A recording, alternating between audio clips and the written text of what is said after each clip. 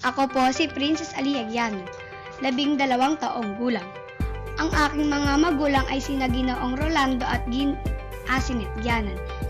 Isang matiising OFW ang aking ina at isang caregiver ang aking ama.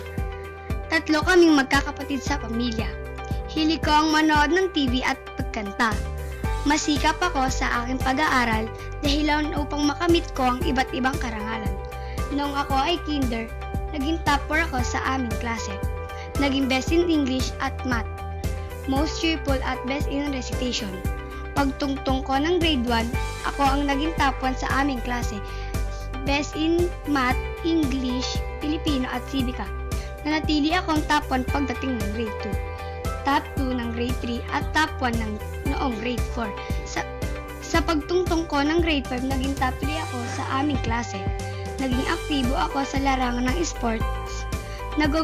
Nagwagi ako ng pangatlong karangalan sa long jump at second place sa dance exercise at jingle rap.